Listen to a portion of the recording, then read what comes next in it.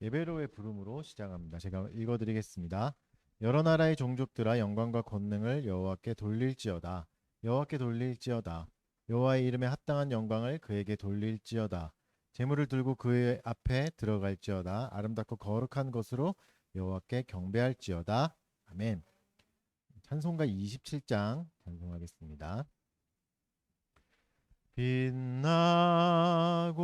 높은 보좌와 그 위에 앉으신 주 예수 얼굴 영광이 해같이 빛나네. 해같이 빛나네. 지극히 높은 위엄과 한없는 자비를 무천사 소리 합혀서 늘 찬송을 드리네. 늘 찬송 드리네. 영 죽을 나를 살리려 그 영광 떠나요. 그 부끄러운 십자가 날 위해 지셨네. 날 위해 지셨네. 나 이제 생명 있음은 주님의 은혜요. 저 사망 권세 시신이 큰 기쁨 넘치네. 큰 기쁨 넘치네.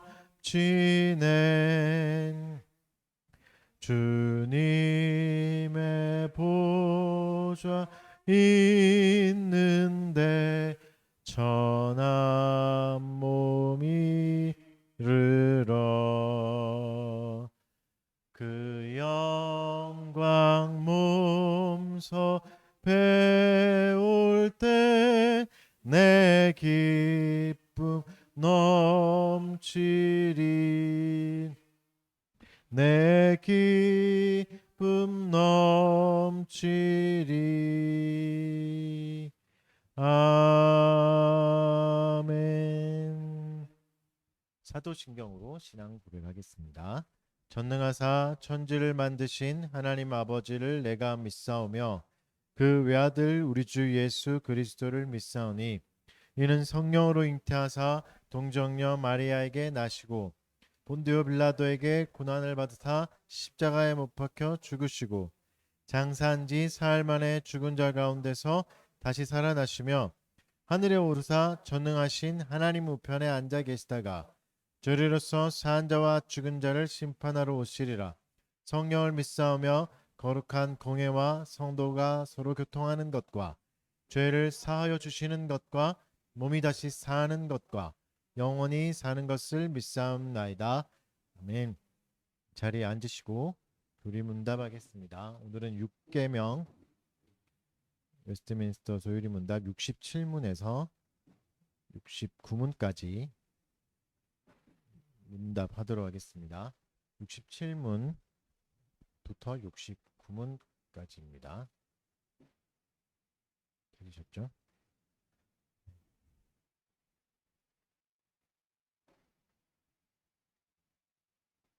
제 6계명은 무엇입니까? 살인하지 말라 하신 것입니다.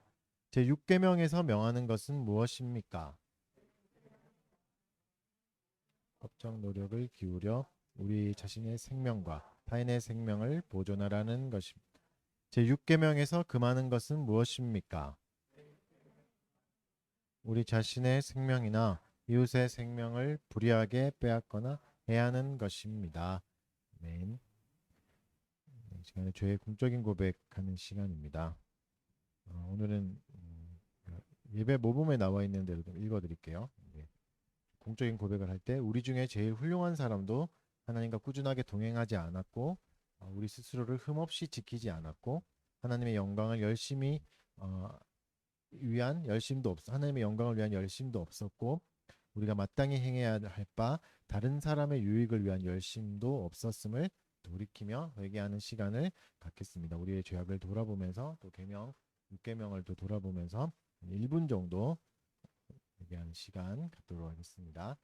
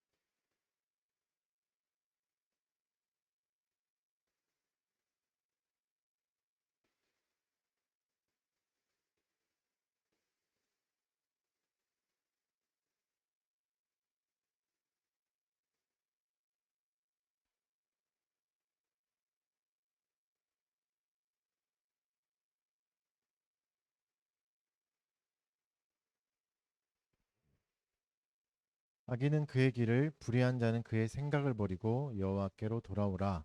그리하면 그가 긍휼히 여기시리라. 우리 하나님께로 돌아오라. 그가 너그럽게 용서하시리라. 아멘. 이 자리에 일어나셔서 감사 찬송하겠습니다. 오늘은 시편 찬송 39장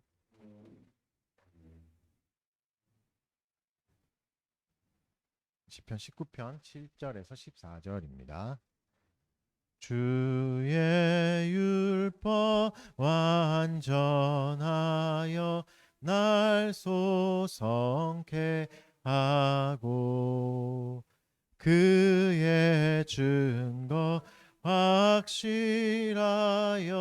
지혜롭게 하네. 주의 교훈 정직하여 마음 기쁘게 하고 그의 계명 순결하여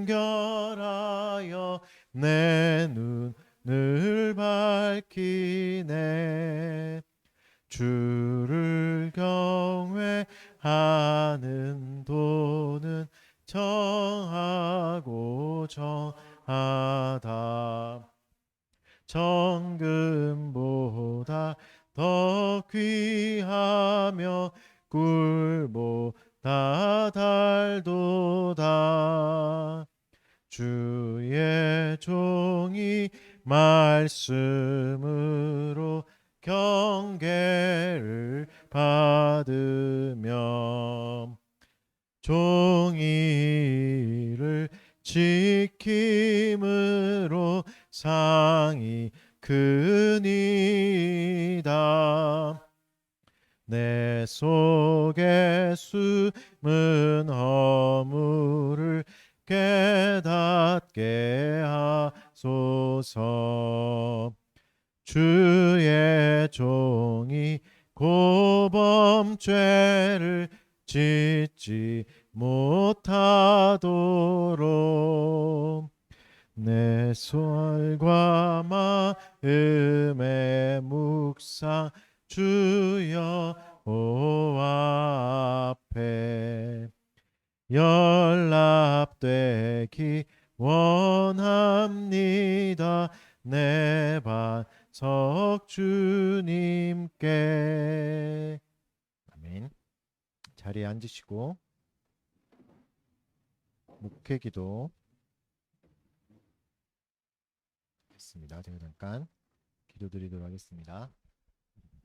천지를 창조하신 하나님 아버지, 오늘도 찬양받기 합당하신 분께서 우리를 불러주셔서 이렇게 예배 드리게 되었습니다. 우리를 불러주셔서 감사합니다. 하나님, 또 우리가 함께 모여 예배 드리고 또 주의 계명으로 우리를 돌아볼 수 있게 해주셔서 감사드립니다. 이 시간에 우리가 스스로의 죄악들을 고백하였사오니 주여 불쌍히 여겨주시고 용서하여 주시옵소서. 또 특별히 우리가 저지른 죄악이 하나님께 얼마나 큰 반역인지 깨닫게 하여 주시고, 또 특별히 율계명을 돌아보며 또 하나님의 모든 명령을 어기고 또 금지된 것은 오히려 행하고 요구하신 것은 행하지 않았음을 돌아보게 하여 주시옵소서. 또 우리 이웃을 미워하고 또 마음으로 살인하고 분노하였던 모든 것들 주여 깨닫게 하시고 불쌍히 여겨 주시옵소서.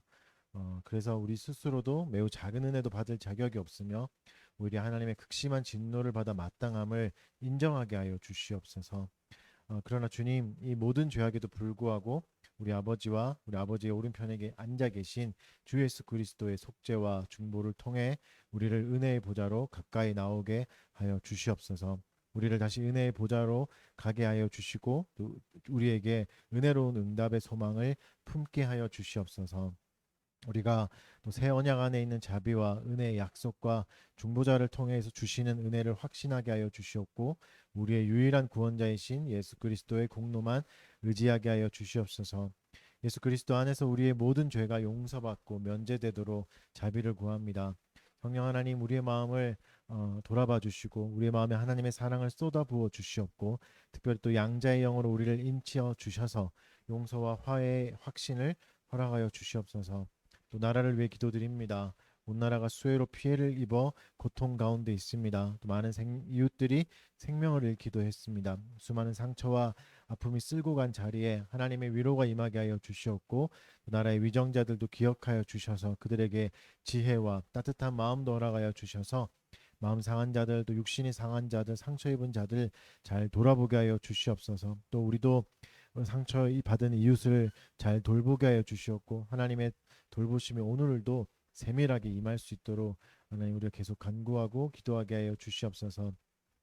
또 주의 몸된 교회를 위해서 기도드립니다. 주의 몸된 교회에 속한 모든 목사와 또 교사들에게 성령으로 충만하게 하여 주시옵고, 그들을 거룩하게 하여 주시고 절제하게 하시고 공의롭게 하시고 은혜로운 생활의 모범이 되게 하여 주셔서 모든 백성들에게 하나님의 마음에 합당한 목사를 허락하여 주시옵고, 또 모든 교회 가운데 그래서 하나님의 말씀과 바른 성례와 바른 권징이 바르게 실행될 수 있도록 은혜를 내려 주시옵소서. 달빛교회를 위해 기도드립니다.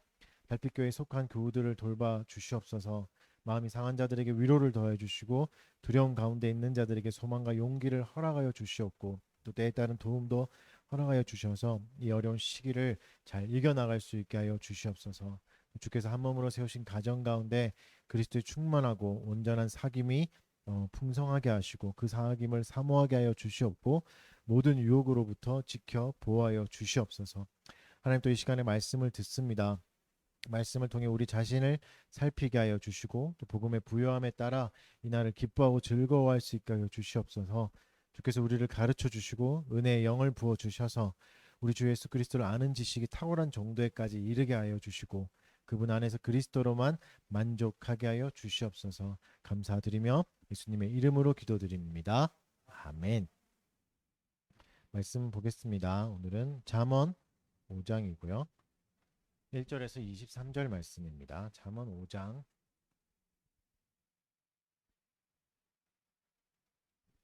5장 잠언 5장 1절에서 23절까지 말씀 제가 한번 읽어드리겠습니다. 내 아들아, 내 지혜에 주의하며 내 명철에 내 귀를 기울여서 근신을 지키며 내 입술로 지식을 지키도록 하라. 대저 음녀의 입술은 꿀을 떨어뜨리며 그의 입은 기름보다 미끄러우나 나중은 쑥같이 쓰고 두 날을 가진 칼같이 날카로우며 그의 발은 사지로 내려가며 그의 걸음은 스올로 나아가나니 그는 생명의 평탄한 길을 찾지 못하며 자기 길이 든든하지 못하여도 그것을 깨닫지 못하느니라. 그런즉 아들들아, 나에게 들으며 내 입에 말을 버리지 말고 내 길을 그에게서 멀리하라. 그의 집 문에도 가까이 하지 말라. 두렵건대 내 존령이 남에게 잃어버리게 되며 내 수완이 잔인한 자에게 빼앗기게 될까 하노라. 두렵건대 타인이 내 재물로 충족하게 되며 내 수고한 것이 외인의 집에 있게 될까 하노라. 두렵건대 마지막에 이르러 내 몸, 내 육체가 쇠약할 때에 내가 한탄하여 말하기를 내가 어찌하여 훈계를 싫어하며 내 마음의 꾸지람을 가벼이 여기고 내 선생의 목소리를 청종하지 아니하며 나를 가르치는 이에게 귀를 기울이지 아니하였던고. 많은 무리들이 모인 중에서 큰 악에 빠지게 되었노라 할까 하게 될까 염려하노라. 너는 내 우물에서 물을 마시면 내 샘에서 흐르는 물을 마시라. 어찌하여 내 샘물을 집 밖으로 넘치게 하며 내 도랑물을 거리로 흘러가게 하겠느냐. 그 물이 내게만 있게 하고 타인과 더불어 그것을 나누지 말라. 내 샘으로 복되게 하라. 내가 젊어서 취한 아내를 즐거워하라. 그는 사랑스러운 암사슴 같고 아름다운 암노루 같으니 너는 그의 품을 항상 족하게 여기며 그의 사랑을 항상 연모하라. 내 아들아 어찌하여 음녀를 연모하겠으며 어찌하여 이방 계집의 가슴을 안겠느냐. 대저 사람의 길은 여호와의 눈앞에 있나니 그가 그 사람의 모든 길을 평탄하게 하시느니라. 악인은 자기의 악에 걸리며 그의 죄의 줄에 매이나니 그는 훈계를 받지 아니함으로 말미암아 죽겠고 심히 미련함으로 말미암아 혼미하게 되느니라. 아멘. 네, 오늘은 잠언 5번째 시간이고요. 젊어서 취한 아내를 즐거워하라라는 제목 가지고 말씀 전하도록 하겠습니다. 사실 이제 오늘은 좀 성적인 이야기를 해야 돼서 본문이 좀 그런 이야기입니다. 그래서 마음의 준비를 하고 들으십시오. 여러분 이제 그 천만 영화 중에 극한 직업이란 영화 다 보셨죠? 네, 그 영화에서 보면 한 장면 뭐 너무나 뭐 다 웃긴 장면이 많은데 그 중에 이제 그런 장면이 나오잖아요. 늘 이제 집에 늦게 들어오던 그 형사가 주인공이 이제 어느 날 이제 그 구찌 종이팩에 맨날 이제 그 옷을 갖고 오다가 어느 날은 이제 명품 백을 넣어서 이제 가져오죠. 가져와서 이제 아내가 엄청 놀라거든요. 근데 또 심지어 그 명품백 안에 현금을 또 가득 채워가지고 막 털어주고 막 이럴 때 이제 남편이 오랜만에 이제 뿌듯한 거죠. 이제 몇십 년 만에 남편 노릇을 했다 이랬는데 아내의 반응이 이제 기대 이상이죠. 너무 기뻐하면서 이제 아내가 뭐라고 하냐면 이제 그 한마디 하는데 남편이 갑자기 되게 우울해하고 같이 겁을 먹어요. 이렇게 아내가 뭐라 그러면 아 빨리 씻어야 되겠다. 씻을게 이렇게 얘기해. 그러자 이제 남편이 너무 겁에 질려서 왜 그래 막 이렇게 하는 모습들 되게 웃기잖아요. 이제 아내가 너무 기쁜 나머지 이제 남편과 잠자리를 가지려고 하는 근데 남편은 너무 무서워하는 이런 장면들 사실 이제 굉장히 많죠. 이런 이야기들도 많이 보고 있는 이야기인데 뭐 결혼을 이야기하면 이제 많이 하는 얘기잖아요. 또 뭐 그런 얘기도 하죠. 뭐 가족끼리 이런 짓 하는 거 아니야? 막 이렇게 이제 얘기하기도 하는데 미혼의 입장에서는 오해가 생길 수 있는 거죠. 결혼이 그런 것인가? 사실 이제 남자들은 성에 대해 호기심이 정말 많잖아요. 뭐 청소년기에는 너무 많고 그 소년이 이제 아저씨가 돼서 뭐 성적 능력을 다 잃어버리는 것 같아 보이고 성관계를 너무 싫어하는 것 같이 이제 보이는데 하지만 여러분 뭐 아저씨라고 해서 성적 욕망이 없어지는 건 아니잖아요. 아저씨들이 이제 수많은 불륜하고 성매매도 하고 뭐 대부분 많은 아저씨들이잖아요. 그러니까 단순히 나이가 들어서 성기능이 떨어져서 이제 뭐 성관계를 싫어하는 건 아닌 거죠. 아내와의 관계 안에서 이제 피하게 되는 거죠. 그러니까 여기서 좀 생각해 봐야 될 게 있습니다. 이게 너무 희화화하고 결혼을 비웃는 이런 이야기가 진짜 옳은가? 이게 바른 것인가? 생각해 봐야 되죠. 결혼이 진짜 그런 것인가? 우리를 성에게서 정말 멀어지게 하는가? 성생활을 더 해서 멀어지게 하는가? 그래서 오늘 살펴볼 잠언 5장은 이런 얘기를 하고 있습니다. 결혼에서 결혼 안에서의 성관계, 그 성관계에 대해서 얘기하죠. 어떻게 성을 바라봐야 되고 또 어떻게 사용해야 되는지도 알려주고 계십니다. 5장의 구조를 보면 한 네 부분으로 나눌 수 있습니다. 1절부터 6절까지는 아들에게 권면하는 거죠. 음녀를 조심하라. 이게 이제 음녀에 대한 이야기, 이방 여인이거든요. 이방 여인에 대한 이야기가 5장, 6장, 7장까지 이제 계속 나옵니다. 집중적으로. 2장에서도 나왔죠. 그리고 이제 7절부터 14절은 다른 여자에게서 손을 떼라. 손대지 마라. 다른 이성들, 결혼 밖에 있는 여자애들, 또 뭐 여성분한테는 남자겠죠. 다른 남자애한테 손대지 마라. 결혼했으면. 그리고 15절부터 19절은 내 손은 아내에게만 두라. 남편에게만 두라. 뭐 이런 얘기겠죠. 그리고 20절부터 23절은 결론입니다. 마지막 부분의 결론. 이제 5장을 살펴보기 전에 또 우리 안에 있는 성담론에 대해서 좀 간단히 정리해 봅시다. 예, 성에 대해서 어떻게 써야 되는가? 크게 두 가지입니다. 진보적인 입장, 보수적인 입장이 있어요. 보수적인 관점과 진보적인 관점인데, 보수적인 관점은 뭐 우리가 너무 잘 알고 있는 유교적 관점이에요. 유교가 더 이제 굉장히 심하잖아요. 성을 억제하고 억압하는 거. 이제 유교의 유명한 말이 뭐죠? 남녀 7세 부동서. 7살 되면 이후부터는 남자 여자는 따로 있어야 된다. 정분난다. 그게 안 된다. 이렇게 성을 터부시하고 이야기하는 것도 삼가하는 거죠. 사실 오늘 제목도 사실 뭐 지혜로운 섹스 이렇게 정하려고 그랬는데 또막 질색팔색하고 이런 분이 계셔가지고 놀랄 것 같아가지고 그렇죠? 그러니까 우리가 그래서 이제 성경에 있는 구절을 그대로 갖고 온 겁니다. 왜냐면 사실은 지혜로운 섹스를 얘기하긴 하거든요. 이게 섹스 이렇게 얘기하는 거 되게 불편하시죠 이미. 그렇죠? 뭐 나쁜 건 아니잖아요. 성에 대한 이야기인데 근데 좀 이상하죠. 이걸 왜 그렇게 얘기하는가? 이 반면에 이제 이게 보수적인 관점이죠. 이런 걸 얘기하는 것 자체를 불편해하고 이야기하지 않는 게 이제 옳은 것 같아 보이는 게 보수적인 관점. 억제해요. 성을 굉장히 터부시 여기고 억압을 많이 합니다. 반면에 이제 진보적인 관점은 성이 이제 놀이터 같은 놀이개 같이 이제 쓰는 거죠. 지금 세대에게 사실 많이 보이는 모습이에요. 남녀가 이제 결혼 전에 여행을 가서 뭐 성관계하는 게 이상하지 않아요. 성관계를 먼저 하고 사귀는 것도 이제는 이상하지 않아요. 그렇죠? 뭐 성을 또 내 마음대로 사용하는 것에도 꺼리끼지 않는 이제 시대가 된 거죠.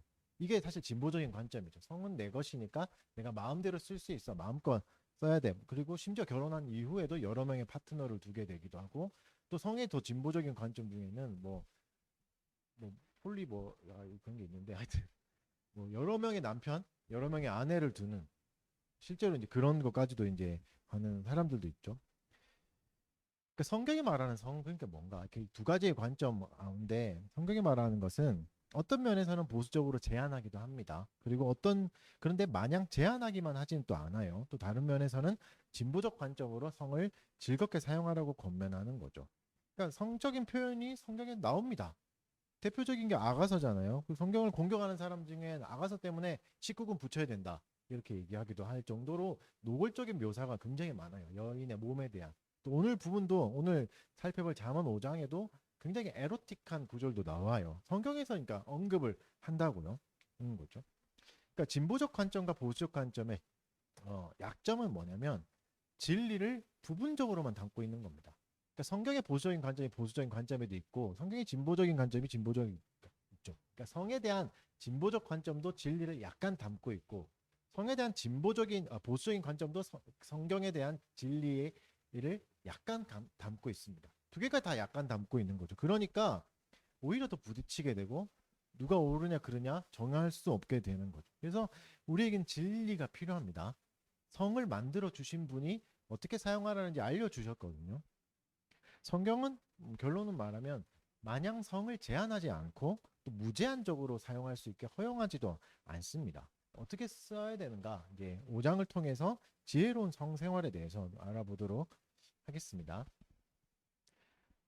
먼저 이제 1장부터 6절, 1절부터 6절 앞부분은 이제 전형적인 잠언의 형태예요. 시작은 뭐죠? 지혜를 들으라.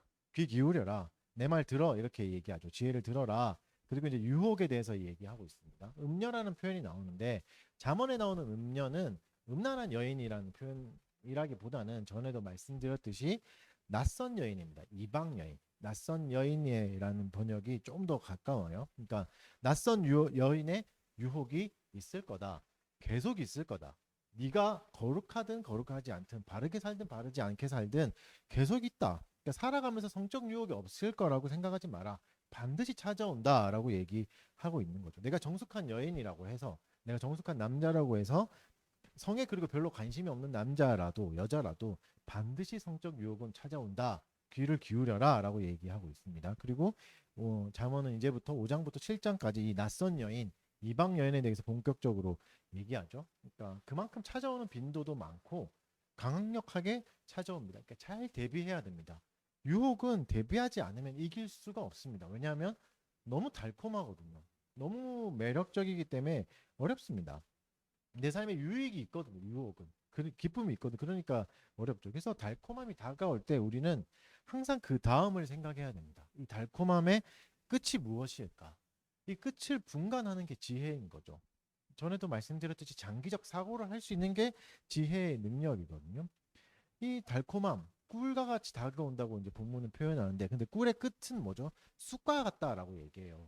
그러니까 굉장히 쓴, 뭐죠? 진짜 꿀은 어때야 되죠? 끝에도 달콤한 게 진짜 꿀이잖아요. 물론 진짜 맛있는 꿀은 쌉쌀하기도 하지만 기본적으로 달콤함이 있잖아요. 꿀맛은 끝에도 달콤해야 됩니다. 그게 진짜 꿀인 거죠. 근데 4절에서 말하는 유혹은 처음에는 달콤하지만 끝에는 쑥처럼 쓰게 되는 거죠. 고통이 있는 거죠. 굉장한 고통들이 옵니다. 그래서 여러분, 첫 모습에 속지 마십시오. 첫인상에 속지 마십시오. 처음은 누구나 다 좋습니다. 첫인상을 좋게 하는 건 누구나 좋게 할 수 있습니다. 그럼 끝까지 달콤한 모습을 보이는 것은 너무나 어렵습니다. 굉장히 어려운 일이죠. 그 지금의 즐거움이 미래의 고달픔이 된다면 그 즐거움에 너무 깊이 빠져서는 안 되는 거죠. 뭐 음식도 마찬가지로 너무 맛있는 걸 많이 먹거나 달콤한 걸 많이 먹으면 배탈이 난다거나 뭐 충치가 생긴다거나 탈이 나는 거죠. 적당히 조절을 해야 되는 거죠. 그래서 여러분, 지금 내가 누리고 있는 기쁨들, 취미 생활들, 여러 가지 엔터테인먼트들 한번 고민해 보십시오. 미래에 또 기쁨이 있는가? 어느 정도까지 내가 써야 되는가? 스트레스를 음식으로 푸는 건 당장 즐겁습니다. 근데 결국 살이 찌게 되고 후회하게 되고 또 건강도 상하게 되고 그 살을 빼기 위해서 더 많은 시간을 써야 되고 돈도 더 많이 써야 되는 거죠. 더 많은 스트레스를 또 발생시키게 되는 거죠. 유혹은 말씀드렸듯이 이제 낯선 여인이 하는 거고, 낯선 여인이 이방 여인이라는 표현들이 우리가 앞에서 설명드렸듯이 어떤 의미라고 그랬죠? 구체적으로 어떤 부류의 사람을 말하는 건 아닙니다. 저 지역에 있는 사람 뭐 이런 사람이 아니라 잠언 전체에서 묘사하는 이방 여인은 법 밖에 있는 사람입니다. 하나님의 법 밖에 있는 사람, 법을 알든지 모르든지 법과 상관없이 사는 사람, 법을 조롱하기도 하고 존중하지 않고 지키려 하지도 않는 사람이 이방 여인입니다. 우리도 그럼 이방 여인이 될 수 있는 거죠. 하나님의 법을 무시하고 살아간다면, 좀 본능대로만 살아간다면. 그러니까 이 이방 여인의 기준은 뭐죠? 하나님의 법이 아닙니다.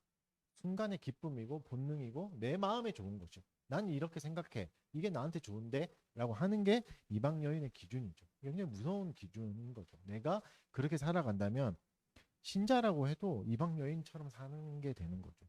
유혹은 이런 겁니다. 당장 너무 좋아 보이고 매력적으로 보이고 그리고 법 밖에 있는 겁니다. 하나님의 기준 밖에 있는 게 있다. 그래서 유혹의 목적은 뭐죠? 이방 여인의 목적은 끌어내는 겁니다. 어디서부터 어디로? 하나님의 법 안에서 법 밖으로.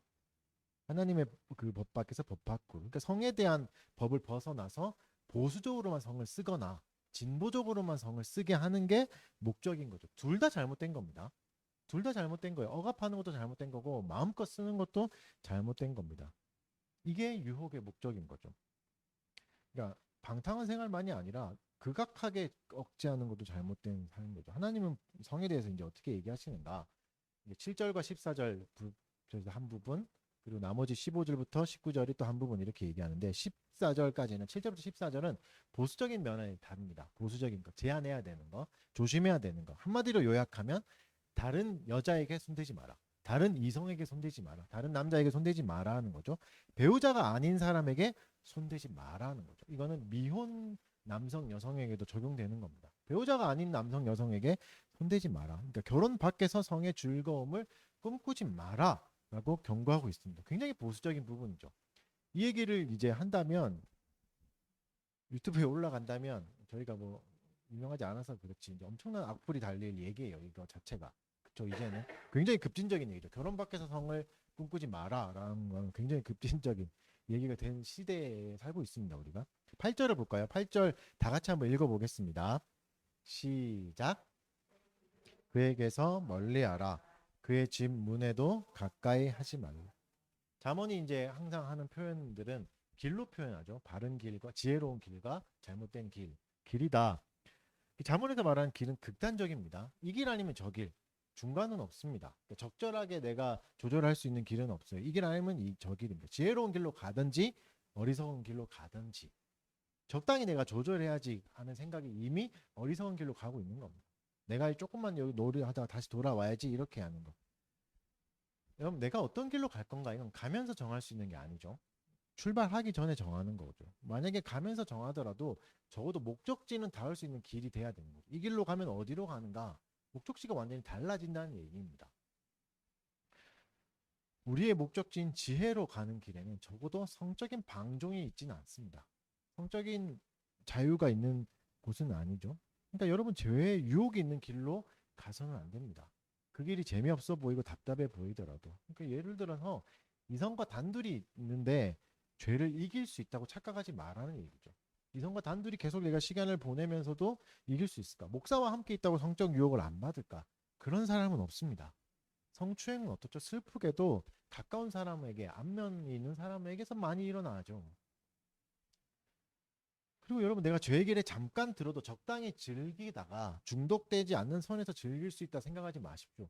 이게 안 된다고 얘기하는 겁니다. 성경은. 이걸 조절할 수 없다. 그 선은 내가 정할 수 없습니다. 성에 대한 적당한 선은 하나님이 그어주셨죠. 뭐로 그어주셨죠? 결혼이라는 것으로. 성에 대한 가장 적당한 선은 결혼이라고 하나님이 그어주신 겁니다. 그 밖에서는 내가 조절할 수가 없다라고 말하는 거죠. 적당히 즐기다 다시 돌아올 수 있다고 생각하지 마십시오. 절대 불가능합니다. 누구도 할 수 없습니다. 하나님 그런 능력을 안 주셨기 때문입니다. 결혼이라는 도구를 주셔서 그 선을 그어주신 것이 개인에게 그런 능력을 적당히 즐기다가 할 수 있는 능력을 주시지 않았어요. 물론 여러분 택함 받은 백성은 방탕할 수도 있고 떠날 수도 있겠지만 반드시 다시 돌아오게 하실 겁니다. 그러나 그게 생각보다 오래 걸릴 수 있습니다. 내 생각보다 오래 걸릴 수 있고 더 깊은 방황과 괴로움을 겪은 후에나 가능할 수도 있습니다. 극단적으로 좀 말하자면 잠언이 말한 대로 온몸의 기력을 다 잃어버린 후에 완전히 몸이 망가진 후에나 돌아올 수 있습니다. 왜 이렇게 무섭게 얘기하고 극단적으로 얘기합니까? 라고 생각할 수 있겠지만 본문이 그렇게 얘기하고 있습니다. 오늘 본문이 굉장히 무섭게 경고하고 있습니다. 11절과 13절을 한번 읽어봅시다. 11, 12, 13절 잠언 11, 12 쓴 무서운 말씀입니다. 시작. 두렵건대 마지막에 이르러 내 몸, 내 육체가 쇠약할 때에 내가 한탄하여 말하기를 내가 어찌하여 훈계를 싫어하며 내 마음이 꾸지람을 가벼이 여기고 내 선생의 목소리를 청종하지 아니하며 나를 가르치는 이에게 귀를 기울이지 아니하였던고. 엄청난 후회가 돌아온다라고 말하죠. 그러니까 여러분 성적인 방종 언제 돌아올 수 있다고 말하는 거죠? 내 모든 젊음을 다 소비해 버린 후에 그제서야 돌아올 수 있다. 뜨거운 열정이 가득했던 그 자리에 뭐가 들어온다고요? 한탄만 가득할 거다. 성적인 충동은 그렇다라고 하죠. 성적인 충동이 왜 안 좋은 거죠? 성적인 방종이 왜 안 좋은 거죠? 다 써버리게 됩니다. 하나님 주신 능력들, 성적인 기쁨들을 확 다 써버리고 돌아오게 되는 거죠. 뭘 너무 빨리, 너무 빠르게 젊은 시절에 다 써버리게 되는 거죠. 여러분 젊을 때 이방 여인들이 여러분의 몸을 기뻐하고 즐거워할 겁니다. 이방 남자들이 여러분의 몸을 즐거워하고 기뻐할 겁니다. 여러분의 젊음을 꿀벌처럼 빨아먹을 겁니다. 그런데 여러분이 단물이 빠지면 뒤도 안 돌아보고 떠나버릴 겁니다. 남지 않는 거죠. 그제야 우리는 우리의 젊음이 떠나버렸구나를 깨닫게 되는 거죠. 이게 성적인 방종의 슬픔이죠.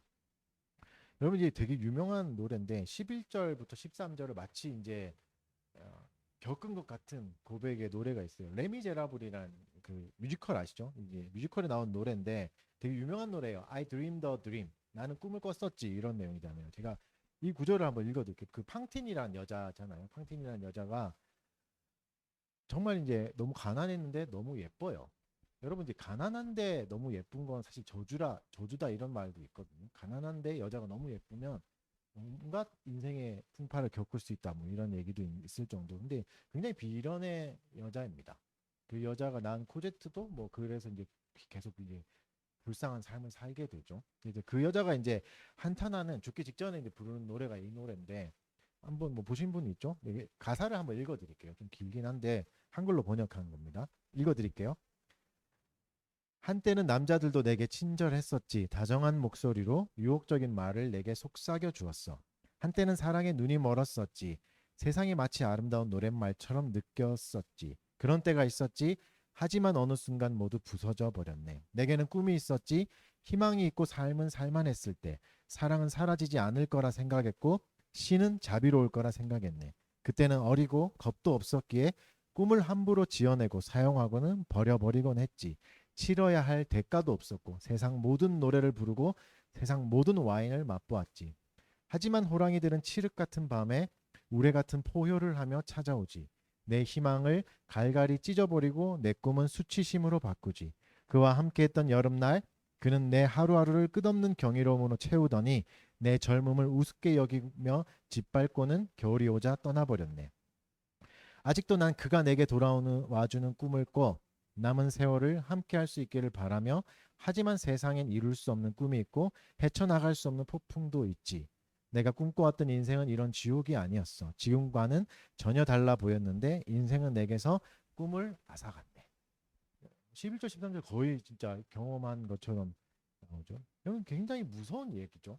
굉장히 이제 이 뮤지컬에서 보면 이렇게 이 여인이 굉장히 예쁘는데 결국은 이제 가난하다 보니까 몸을 파는 창기가 돼버려요. 순간에 그렇게 돼버리면서 비참하게 인생이 끝나는 이야기거든요. 여러분 이제 무섭죠. 예. 근데 무섭게 경고하는 단순히 겁주는 이야기로만 듣지 마십시오. 사실은 굉장히 슬픈 이야기예요. 왜냐면 아버지의 입장에서 지금 얘기하는 거잖아요. 아비의 입장에서 자기의 딸이 이렇게 되고 자기 아들이 이렇게 될 거라는 걸 얘기하는 것은 슬픈 이야기입니다. 네가 언젠간 이렇게 될 수 있다라고 말하는 건 슬프죠. 계속 이 길을 가는 사람에게 아픈 마음으로 책망하고 있는 아버지의 마음이죠. 여러분, 결국은 모든 것이 지나갔을 때 우리는 우리 자신과 마주하게 될 겁니다. 젊을 때는 몰라요. 에너지가 있을 때, 힘이 있을 때, 사람들이 나를 좋아해 줄 때는 모릅니다. 다 떠나버렸을 때, 늙고 지쳤을 때, 나 자신을 마주하게 될 때, 준비되지 않은 상태로 나를 마주하게 되는 건 굉장히 괴롭습니다. 아프고 무서울 정도입니다. 지금 이게 무서운 게 아니라, 지금 이런 내용이 무서운 게 아니라, 이걸 내용을 무시하고 나를 마주했을 때가 훨씬 더 무서운 거죠. 훨씬 더 비참한 거죠. 내가 괴물이었구나 깨닫게 되는 날이 오게 되는 거죠. 그러니까 그때는 이미 늦었습니다. 이미 늦습니다. 그래서 지금 이렇게 무섭게 경고하는 겁니다. 여러분 한번 생각해 보십시오. 젊음에 방탕하고 그렇죠. 뭐 마음대로 성을 소비하면서 그렇게 하다가 나중에라도 진정한 사랑을 만날 수 있죠. 만날 수 있습니다. 만나지 못한다는 게 아니에요. 근데 만나더라도 더 비참합니다. 왜죠? 더 이상 그녀에게 줄 젊음이 남아있지 않거든요. 그러면 그 사람을 사랑하는 것만큼 아픕니다. 내 모든 과거가 다 후회가 돼요. 내가 이렇게 좋은 사람을 만날 수 알았다면 좀 덜 보관해 놓을 걸, 지켜 놓을 걸, 나를 좀 따뜻하게 살펴 놓을 거라는 후회가 계속 있어요. 좋은 사람을 만나면 만날수록 너무 비참한 거죠. 그러니까 즐거움의 끝에서 괴로움이 찾아오고 사랑하는 사람 곁에 두면서 너무 미안한 마음으로 평생을 지내야 돼요. 이게 더 괴로운 이야기입니다. 그리고 무서운 얘기죠. 14절 제가 한번 읽어드릴게요. 괴로움의 끝에 많은 무리들이 모인 중에서 큰 악에 빠지게 되었노라 하게 될까 염려하노라. 이 괴로움은 나만 알고 끝나지 않습니다. 이 수치와 모욕, 성적 방종의 끝은 모든 사람이 알게 됩니다. 성적 타락은 나만 파괴하는 게 아니라 최소한 한 명 이상을 파괴하거든요. 여러분 성적인 죄는 굉장히 무섭습니다. 10계명 중에 4계명 뭐 안식일을 안 지키는 거 나만 안 지키는 거잖아요. 근데 뭐 살인하거나 성적인 간음은 최소한 한 명 이상이에요. 그리고 성적인 걸 겪으면 그 가정이 다 무너져 버려요. 사실은 굉장히 큰 피해를 주는 거죠. 성적인 타락은 이웃을 파괴하는 죄악입니다. 그래서 반드시 모든 사람 앞에서 벌거벗게 돼서 다 드러나게 됩니다. 그냥 모든 사람은 피해 준 거겠죠. 수치와 모욕을 당하게 되는 거죠. 내 개인의 자유라고 생각했지만 수많은 이웃들을 수많은 사람들을 상처를 주게 된 거죠. 그러면 반대로 이렇게 조롱과 수치가 있는 날이 지혜로운 길을 걸었던 사람에게는 어떤 날이겠습니까? 보상의 날입니다. 기쁨의 날입니다. 내가 걸었던 길이 역시 옳았구나. 내가 즐겁지도 않았고 제한하는 고통도 있었고 참아야 되는 괴로움도 있었지만 내가 가는 길이 옳았구나 라는 게 수많은 사람 앞에서 증명되는 거죠. 왜냐하면 방종의 길을 걸었던 사람은 수많은 사람들 앞에서 창피와 모욕을 당하고 수치를 당하고 손가락질 당하게 될 거니까 다 알게 돼버려요. 모두가 알게 돼버립니다. 성적인 자유를 감출 수 있다고 생각하지 마십시오. 절대 감출 수 없습니다. 그래서 다 드러나는 거죠. 젊은 이들이요 지혜로운 길을 걸어라 라고 아버지가 얘기하고 있습니다. 여러분 지혜로운 길은 성적으로 지혜로운 길은 외롭고 힘든 길입니다. 쉽지 않은 길입니다. 그러나 잊지 마십시오. 예수님이 절대 홀로 버려두지 않습니다. 그 길을 가는 자를 홀로 버려두지 않습니다. 괴로운 날에 성적인 괴로움, 그 나를 억제하면서 걸어야 되는 그 외로운 날이 있다면 우리의 유일한 친구가 되신 그리스도를 기억하십시오. 예수님은 우리의 친구가 되어 주십니다. 그 길을 함께 걸어 주시거든요. 예수님도 그 길을 걸으셨으니까. 여러분, 예수님이야말로 카리스마 그 자체였고 수많은 여인들이 따랐잖아요. 왜 성적인 유혹이 없었겠습니까? 예수님이라고 안 그랬겠습니까? 모든 육체를 입은 분인데 그분도 그 유혹의 길을 걸으신 거죠. 이 방법을 익혀가십시오. 그리스도, 우리의 좋은 친구 되신 예수를 찾게 되고 만나는 것들. 그냥 고통에 억누르라는 게 아니에요. 예수를 찾으라는 얘기입니다. 예수님을 만나라는 얘기입니다. 예수는 나와 같이 어리석은 자의 친구가 되어 주실 겁니다. 조롱받는 자의 친구가 되어 주실 겁니다. 그리고 나의 지혜가 되어 주실 것입니다. 그리스도와 함께 길을 걸어야 되는 거죠. 그리고 다음 부분 볼게요. 15절부터 19절. 이렇게 성경은 이렇게 절제만 얘기하지 않습니다. 절제를 얘기하고 그것을 이제 기본적인 태도는 뭐죠? 성에 대한 기본적 태도는 즐거움을 누리라는 겁니다. 여러분, 성적인 즐거움은, 성적인 환희와 쾌락은 하나님이 만들어 주신 거예요. 사탄이 우리에게 준 게 아닙니다. 어디를 만지면 흥분이 되잖아요. 몸에 어디를 만지면. 하나님이 만들어 주신 거죠. 하나님이 몸의 구조를 그렇게 만들어 주셨습니다. 이건 부정적인 것이나 나쁜 것이 아니죠. 생리하는 게 죄악의 결과입니까? 아니요. 생명의 잉태가 준비되었다는 외침이잖아요. 귀하게 여겨져야 되고 존중해야 되는 이야기죠. 그래서 오늘 본문은 성적인 즐거움을 노골적으로 묘사합니다. 성적인 즐거움을 노래해요. 15절을 제가 읽어드리겠습니다. 너는 내 우물에서 물을 마시며 내 샘에서 흐르는 물을 마셔라. 우물은 아내를 말하는 거죠. 여자들에게는 남편을 말하는 거겠죠. 너의 배우자에게서만 성적 기쁨을 누리라는 거죠. 우리의 성적 모든 원천, 기쁨의 원천은 어디서 오는 것이죠? 새로운 이성이 아니라 낯선 남자, 낯선 여자가 아니라 배우자다. 그에게서 모든 성적 기쁨이 나온다라고 말씀하시고 그렇게 하나님이 디자인해 놓으셨다고 얘기하시는 겁니다.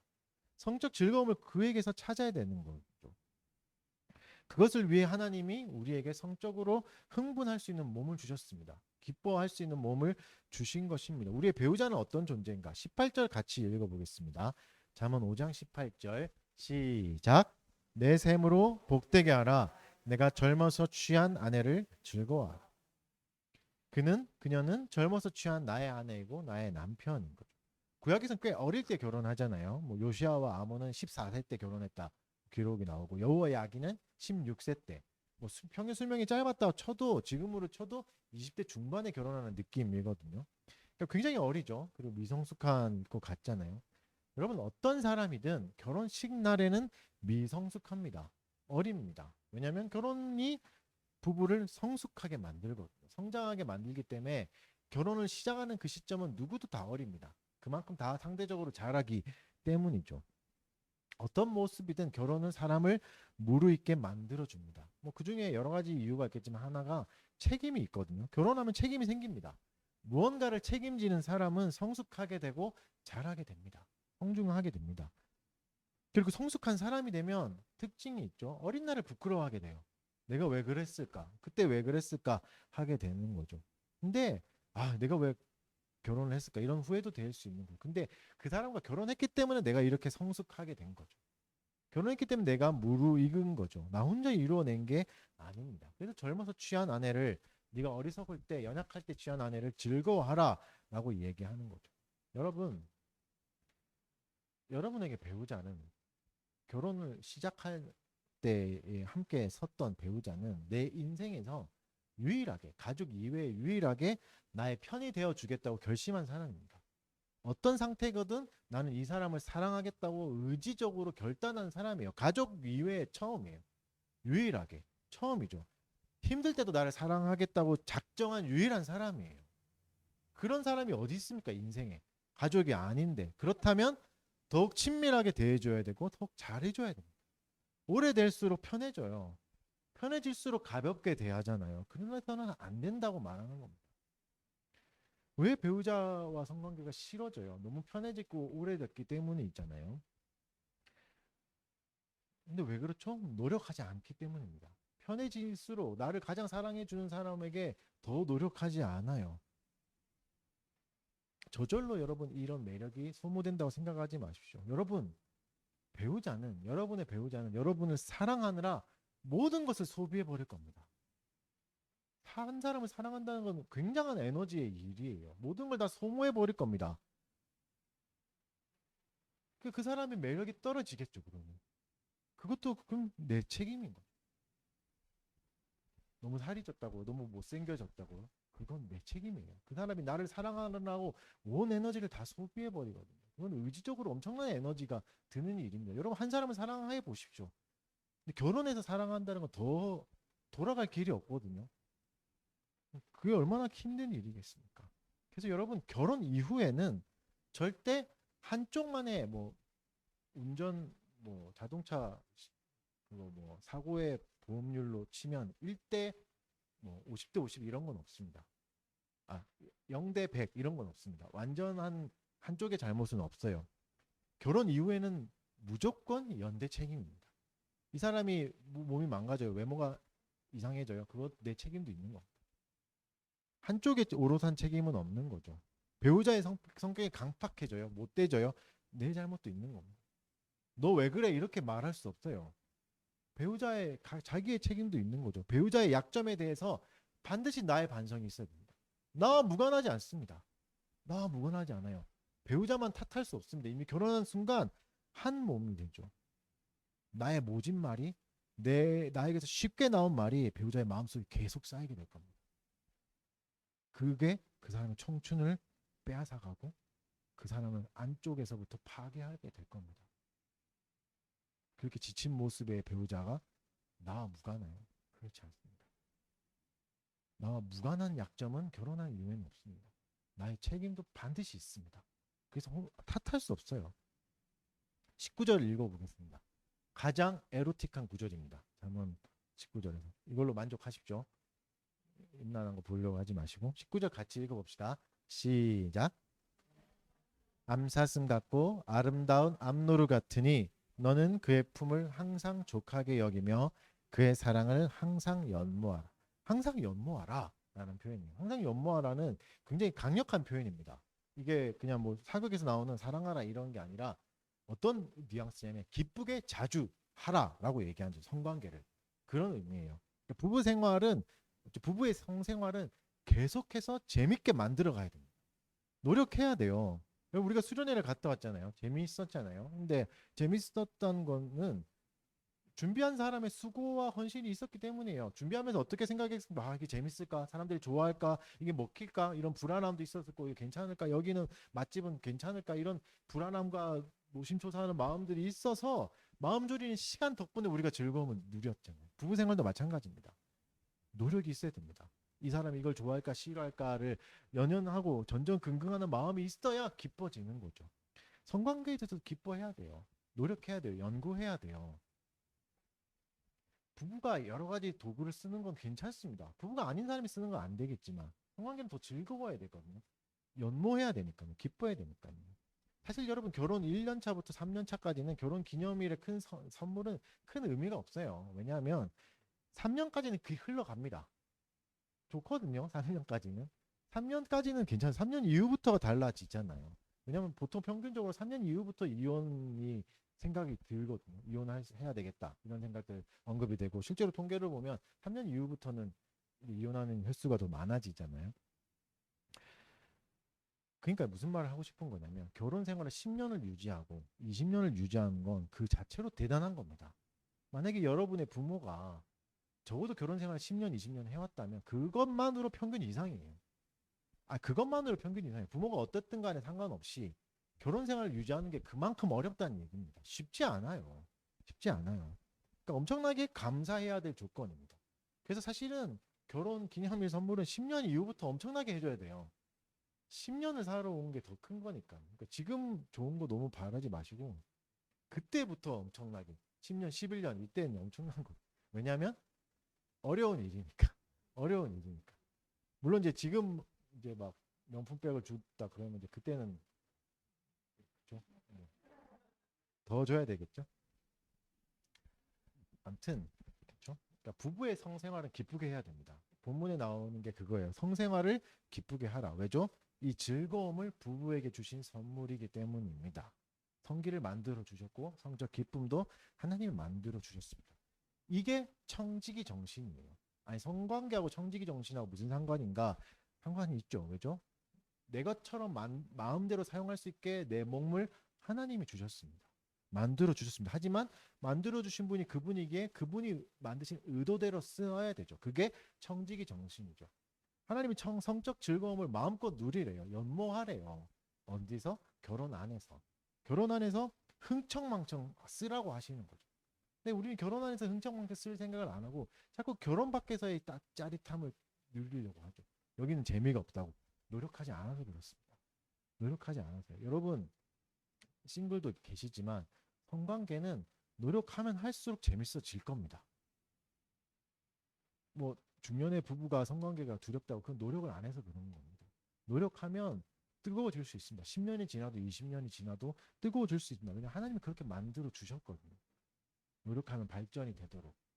그러니까 너무 걱정하지 마십시오. 사람들이 희화화하고 비웃는 결혼 생활에 대해서 두려워하지 마십시오. 꼭 그런 건 아닙니다. 바르게 사용하면 항상 연모할 수 있습니다. 그래서 성생활도 청지기 정신이 필요합니다. 창조자가 주신 원리대로 가야 되는 거죠. 항상 연모하십시오. 항상 연모하라가 좀 더 노골적으로 표현하면 함께 미치도록 정신 못 차릴 정도로 사랑하라는 말이에요. 그 정도가 돼야 돼요. 정신 못 차릴 정도로 사랑해야 되죠. 부부 간의 성생활. 끝까지 노력해야 되고 이게 결혼 안에서 넘쳐가야 되고 사모해야 될 부분입니다. 그리고 그런 결혼을 사모해야 됩니다. 결혼하고 나서는 엄청나게 흥청망청 성생활을 해야지 이런 목표가 있으셔야 되고 이게 청지기 정신이라고요. 하나님이 그렇게 명령하고 계시는 거죠. 사실 설교 시간에 성생활을 얘기하는 게 뭔가 그렇죠. 좀 불편할 수도 있습니다. 근데 본문이 얘기하고 있잖아요. 그러면 얘기해야 되는 거죠. 그러니까 이게 무슨 말이죠? 성생활과 거룩은 대립하는 개념이 아닙니다. 대립하지 않아요. 성생활을 통해서 거룩을 이룰 수 있어요.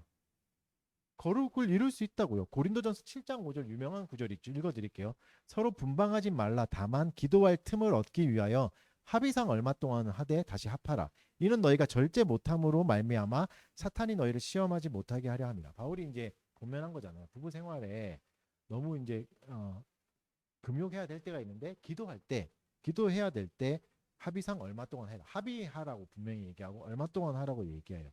성적인 절제를 얘기하죠. 이 얼마 동안은 굉장히 짧은 시간입니다. 인생에서 굉장히 짧은 시간이에요. 한국 교회는 사실 적용이 안 되죠. 왜냐하면 한국 교회는 기도할 시간이 너무 많거든요. 배우자가 방해하는 새벽 기도 시간, 수요 기도, 금요 기도 다 있잖아요.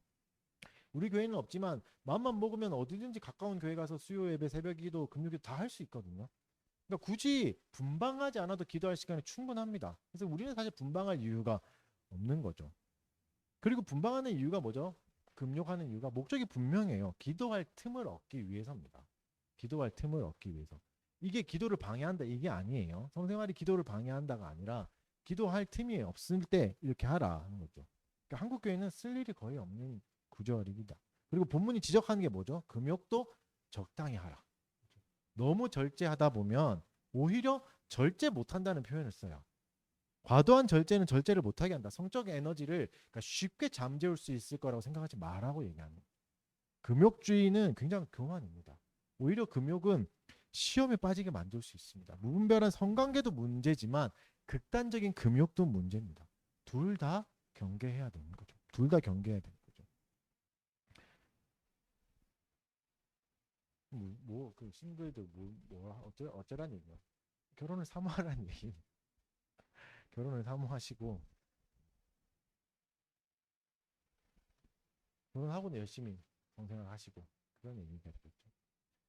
그러니까 비단 성적인 얘기뿐만 아니라 여기서 우리는 일반 은총을 대하는 자세를 배울 수 있습니다. 여러분 일반 은총과 특별 은총은 서로 대립하는 개념이 아닙니다. 우리가 마빈크의 일반 은총을 읽고 있을 때 읽고 있잖아요. 그게 이 얘기를 하는 거죠.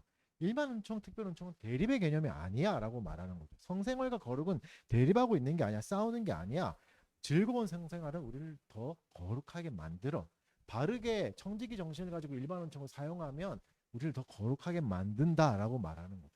바르게 사용하는 게 중요하다라고 얘기하는 거죠. 특별 은총은 뭐를 얘기하고 있죠? 오늘 본문은 일반 은총의 성을 바르게 사용하고 충분히 사용하라고 말하는 거죠.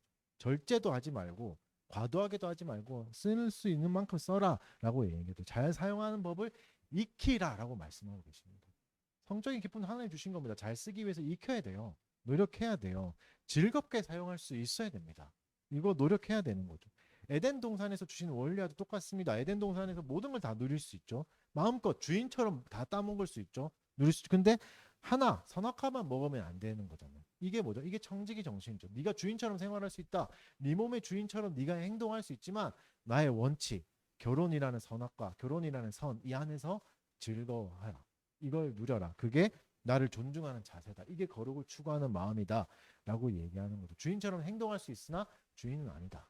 라는 게 청지기 정신이죠. 이게 에덴 동산의 사용법이었습니다. 여러분 성생활은 어떻게 해야 됩니까? 즐겁게 정신 못 차릴 정도로 해야 됩니다. 그런데 어디 안에서만? 결혼 안에서만. 하나님이 그어주신 선 안에서 더 기쁘고 즐겁게 해야 되는 거죠. 암울하지 않습니다. 결혼 안에서의 성생활 더 기뻐지고 더 즐거워질 겁니다. 10년이 되면 더 기뻐지고 20년이 되면 더 즐거워질 겁니다. 두려워하지 마시고 마음껏 노력하십시오. 결론을 맺겠습니다. 20절부터 23절은 잠언 5장의 결론이에요. 지혜를 권면하는 태도를 잘 보십시오.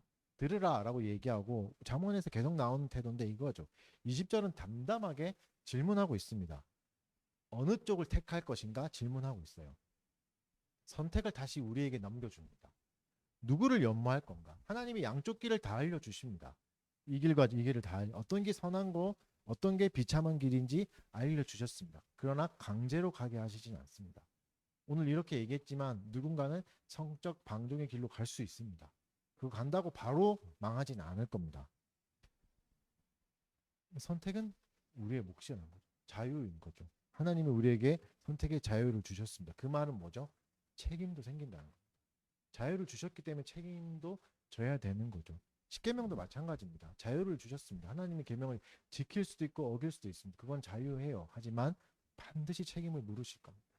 반드시 하나님 앞에 갚아야 될 겁니다. 왜냐하면 자유를 주신 만큼 책임이 생기는 거니까. 그래서 그 길은 누가 가라고 해서 되는 게 아니에요. 스스로 선택해야 됩니다. 아무도 그 선택에 뭐라 하지 않을 겁니다. 심지어 하나님도 그 길을 당장 막지는 않을 겁니다. 마음껏 몸을 놀릴 수 있어요. 그러나 하나님도 그 길을 당장 막지는 않을 겁니다. 십계명 마음껏 어길 수 있을 겁니다. 하나님도 당장 막지는 않을 겁니다. 선악과 손들자마자 손이 잘리지 않았잖아요. 자유를 주십니다. 하지만 책임은 반드시 있습니다. 그 책임은 굉장히 무겁게도 실패하게 놔두실 겁니다. 그리고 후회하게도 놔두실 겁니다. 그게 자유의 대가니까. 자유롭게 생각하세요. 이게 무슨 말이죠? 성숙하라는 말이죠. 고민해봐라. 더 성장해서 어른답게 행동하라. 라고 말하는 거죠. 자유인답게 행동하라. 청지기인답게 행동하라. 그죠? 그러라고 이성도 우리에게 주신 거니까. 지혜도 우리에게 주신 선물이니까 그 지혜를 사용하라고 말하는 거죠. 목사가 억압할 수는 없습니다. 누군가가 억압할 수는 없어요. 자유의 대가를 말해줄 뿐입니다. 선택해야 되고 누군가를 억지로 막을 수는 없습니다.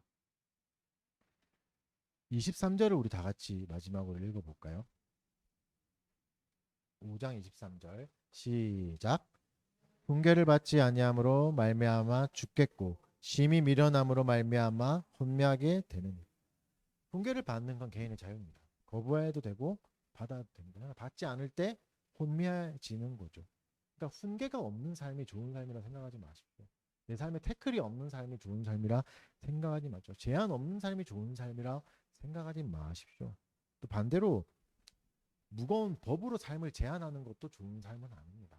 이것도 못해 저것도 못해라고 자꾸 이렇게 치는 것도 아닌 거죠. 즐겨야 할 곳에서 즐기고 섬겨야 할 곳에서 섬겨야 하는 거죠. 때에 맞게 행동하고 장소에 맞게 행동해야 하는 거죠. 그래서 하나님이 그것을 율법으로 우리에게 깊이 새겨 주셨습니다. 이 길을 가기 위해 우리는 그리스도가 필요합니다. 그리스도가 그래서 우리에게 오시고 우리에게 당신을 주기를 망설이지 않으셨습니다. 그리스도를 더 의지하십시오. 의심이 된다면 그분의 삶을 복귀해 보십시오. 그분이 어떻게 살아가셨는지, 그분이 어떤 길을 가셨고 우리에게 뭘 보여주셨는지. 예수님도 그렇게 사셨고 예수님도 그 방향으로 가셨습니다. 그 길은 틀린 길이 아닙니다. 바른 길입니다. 그렇다면 함께 가야 되고 같이 걸어가야 됩니다. 이 길 안에 자유가 있고 또는 떨어져 가는 사람을 봐야 되는 안타까움과 아픔도 있지만 예수님도 그걸 다 보셨습니다. 우리도 그걸 봐야 되는 것. 자유를 해치지 않는 선 안에서 서로가 성숙하기를 바라주고 또 함께 손잡아주고 이끌어주는, 그게 잠언 5장이 말하는 길이죠. 이 길을 함께 가는 달빛교회 교우 되시기 바랍니다. 네. 다 같이 자리에 일어나셔서 찬송가 559장 찬송합시다.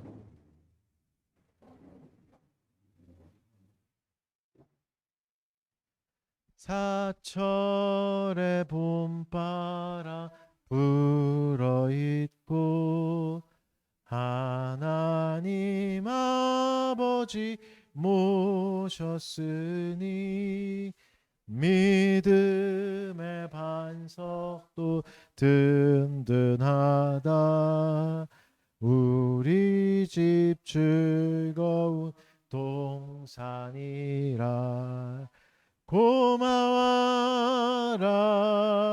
임마누엘, 예수만 섬기는 우리 집. 고마워라 임마누엘, 복되고 즐거운 하루하루.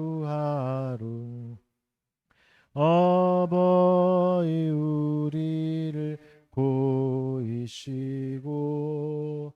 동기들 사랑에 뭉쳐있고 기쁨과 서름도 같이 하니 한간의 초가도 천국이라. 고마워라 임마누엘, 예수만 섬기는 우리 집. 고마워라 임마누엘, 복되고 즐거운 하루하루. 아침과 저녁에 수고하여 다 같이 일하는 온 식구가 한 상에 둘러서 먹고 마셔. 여기가 우리의 낙원이라. 고마워라 임마누엘, 예수만 섬기는 우리 집. 고마워라 임마누엘, 복되고 즐거운 하루하루. 헌상기도 제가 드리겠습니다. 사랑하는 주님 감사합니다. 우리에게 재물 얻을 힘을 주시고 일터를 허락해 주셔서 또 각자의 자리에서 열심히 일하고 또 주님이 주신 분깃들 다 가지지 않고 또 교회를 위해서 이웃을 위해 내어놓게 해주셔서 감사드립니다.